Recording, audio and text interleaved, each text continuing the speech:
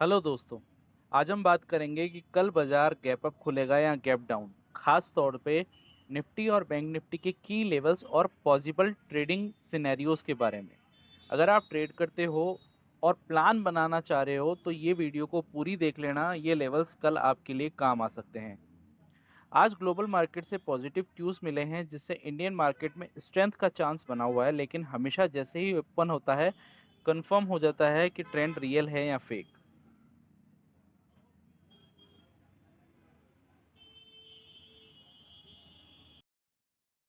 तो सबसे पहले हम निफ्टी के बारे में समझेंगे। निफ्टी का आपके सामने डेली टाइम फ्रेम का चार्ट खुला हुआ है। अब डेली टाइम फ्रेम के अकॉर्डिंग आपको यहाँ पे कुछ अंडरलाइंस की भी दिख रही होगी। ये मैंने जस्ट अभी करी थी आपको समझाने के लिए। आप देखो इसका जो ट्रेंड है ना, अभी एमएससीडी ग्रीन बता रहा है। इट मीन्स कल बाजार के अंदर ओपनिंग जो है वो हमें गैप अप देखने को मिल सकती है। कितनी मिलेगी? देखो, जो ट्रेड डील का जो असर है ट्रम्प का और मोदी जी का, इसकी वजह से हमें हो सकता है बाजार जो है, अभी बाजार क्लोज हुआ है आपका 25,690 रुपये के आसपास। तो हो सकता है बाजार आपको 25,950 से 26,000 के आसपास भी यहाँ पे गैप अप होता हुआ देखने को मिल सकता है। ठीक है, ये है ट्रेड डील के कारण। हाँ, अगर बाजार के अंदर एसटीटी का हुआ अभी भी भारी रहा तो आपको बाजार गैप डाउन भी देखने को मिल सकता है, और गैप डाउन के अंदर आपको बाजार 25,450 या 25,400 तक भी आता हुआ नजर आ सकता है। लेकिन दोनों ही कंडीशंस में करना क्या है ये सुन लो आप। निफ्टी का जो फर्स्ट रेजिस्टेंस है ये है 25,950 का, जो अंडरलाइन की हुई है। उसके बाद 26,100 का है। लेकिन मेरे अकॉर्डिंग यहाँ पे पहले अगर बाजार अगर गैप अप खुलता है तो गैप अप के अंदर आपको तुरंत एंट्री नहीं बनानी है। वहाँ पे आपको वेट करना है कि गैप अप होने के बाद कितनी देर, 15 या 30 मिनट की कोई कैंडल यहाँ पे गैप अप के बाद उस जगह को सस्टेन करती है। मतलब अगर उस जगह को सस्टेन करती है तो 15 या 30 मिनट की किसी भी कैंडल को देखते हुए आप वहाँ पे कॉल साइड की कोई एंट्री बना सकते हैं। लेकिन अगर गैप डाउन ओपन करता है तो भैया गैप डाउन के अंदर आपको वहाँ पे प्राइस एक्शन देखना पड़ेगा। सारी चीजें देखनी पड़ेगी कि वहाँ पे क्या सिनेरियो आपको देखने को मिल रहा है। अगर जो सपोर्ट एरिया है, सपोर्ट है 25,700 से 25,800। पहला पहला जो सपोर्ट है मेरा जो एक ग्रीन लाइन कर रखी है मैंने, ये मैंने इसलिए किया है क्योंकि ये प्रीवियस डे यानी फ्राइडे का हमारा लो था।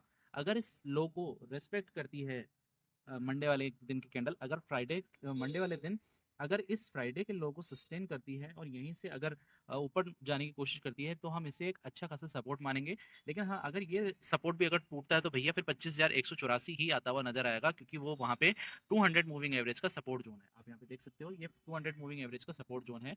यहाँ तक आपको आता हुआ नजर आएगा और एक शार्प सेलिंग आपको यहाँ पे देखने को मिल सकती है। तो इसीलिए कोई भी डिसीजन आनन फानन में मत लें। अगर गैप अप या गैप डाउन जो भी होता है तो वहाँ पे थोड़ी देर, कम से कम 9:15 बजे अगर बाजार खुलता है तो कम से कम पौने 10 बजे तक का या 10 बजे तक का वेट कीजिए। अच्छा खासा प्राइस एक्शन बनने दीजिए, उसके बाद आप वहाँ पे महसूस कीजिएगा कि आपको करना क्या है। 4 घंटे का टाइम फ्रेम मैं यहाँ पे ओपन करके आपको दिखा देता हूँ 4 घंटे के अकॉर्डिंग क्या सिनेरियो है। देखो, 4 घंटे के अकॉर्डिंग मेरा जो परफेक्ट सेटअप है ना वो यहाँ पे बना हुआ है, क्योंकि फ्राइडे के दिन क्या हुआ था, यहाँ पे आप देखोगे तो यहाँ पे ग्रीन कैंडल ने 50 मूविंग एवरेज के ऊपर जाकर के क्लोजिंग दी थी।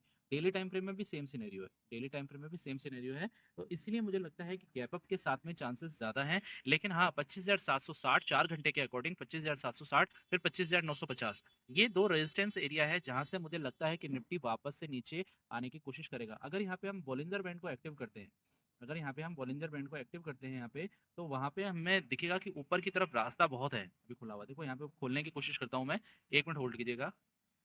देखो, ये बॉलिंजर बैंड मैंने यहाँ पे लगा लिया है। बॉलिंजर बैंड की जो अपर वाली जो लाइन है ना, वो देखो आपकी सेम वहीं जा रही है 25,950 भी। आपको एक तरीका बता देता हूँ। कभी भी आपको सपोर्ट एंड रेजिस्टेंस अगर मार्क करना हो तो भैया बॉलिंजर बैंड इंडिकेटर सेक्शन में जाकर के बॉलिंजर बैंड अगर आप टाइप करोगे वहाँ पे, जैसे आपको दिखा देता हूँ, बीबी बीबी डाल दो या बॉलिंजर बैंड डाल दो, वो वहाँ पे आपको शो कर देगा। देखना अभी आप, मैं दिखा देता हूँ। ठीक है, ये बॉलिंजर बैंड आ गया, इसको आप एक्टिवेट कर लेना, उस पर टिक करेंगे आपको पता चल जाएगा। अब यहाँ पे आप देखो, यहाँ पे पूरा सिनेरियो मैं आपको समझाता हूँ। ये जो अपर वाली लाइन है ना, ये एक तरीके से यहाँ पे रेजिस्टेंस है। मतलब यहाँ पे अगर प्राइस जाती है, निफ्टी जाती है, तो यहाँ से डेफिनेटली आपको यहाँ से पुट साइड की एंट्री जरूर मिलेगी। पुट साइड में अगर आपको निफ्टी यहाँ पे ऊपर की तरफ जाता हुआ नजर आ रहा है तो यहाँ पे डेफिनेटली अगर आप पुट की एंट्री बनाते हैं तो वहाँ पे आपको अच्छा खासा प्रॉफिट होने के चांसेस है। ठीक है, वहीं नीचे के अंदर अगर हम बात करते हैं तो जो फर्स्ट सपोर्ट है मैंने वो बताया था आपको, फर्स्ट सपोर्ट आपका ये ऑरेंज वाली लाइन को भी मान सकते हैं 25,374, और उसके बाद फिर ये 24,784। ये तो फिलहाल बहुत ज़्यादा बड़ा दिख रहा है मुझे, फिलहाल इसकी संभावना कम है, लेकिन हाँ, इस तरीके से भी आप सपोर्ट और रेजिस्टेंस को मार्क कर सकते हैं। ये तो था निफ्टी की बात। अब हम बात करेंगे बैंक निफ्टी। अब जैसा कि आप देख रहे हो बैंक निफ्टी का चार्ट मैंने ओपन कर रखा है। बैंक निफ्टी के अंदर क्या हो रहा है यहाँ पे, ये जो प्राइस चल रहा है बैंक निफ्टी का, ये लगभग लगभग अपने रेजिस्टेंस जोन के पास में खड़ा है। इट मीन्स अगर ज़रा सा भी यहाँ पे गैप अप ओपनिंग होती है तो वहाँ पे एक संकट आ सकता है बैंक निफ्टी के लिए कि वहाँ से प्राइस जो है वापस से नीचे की तरफ आ सकती है, क्योंकि बॉलिंजर बैंड की जो रेंज है ये 60,577 तक है। और अभी बैंक निफ्टी जो चल रहा है ये आपका क्लोज हुआ है यहाँ पे 60,120 के आसपास। इट मीन्स 400 पॉइंट की जो रेंज है इसके अंदर कल खेल हो सकता है। 400 पॉइंट की रेंज में अगर ओपन हो गया तो आपके पास, अगर सेम जगह पे ओपन हो रहा है तो अपसाइड की तरफ आप प्लान कर सकते हो। लेकिन हाँ, अगर पहले ही काफ़ी ज़्यादा ओपन हो जाता है, इट मीन्स गैप अप अगर ओपनिंग हो रही है, तो यहाँ पे आपके लिए पुट के अंदर वापस से बताऊंगा कि पुट के अंदर आपको अच्छा खासा प्रॉफिट देखने को मिल सकता है। लेकिन हाँ, इसमें भी वही कंडीशन है कि अगर आपको बाजार 59,509 या फिर 59,234 के आसपास अगर आता हुआ गैप डाउन अगर देखने को मिलता है, तो यहाँ से आप एक अच्छी खासी कॉल साइड की एंट्री के पर प्लान कर सकते हैं, क्योंकि एमएसीडी जो है यहाँ पे बुलिश नजर आ रहा है। तो ये थी आज की निफ्टी और बैंक निफ्टी की एनालिसिस।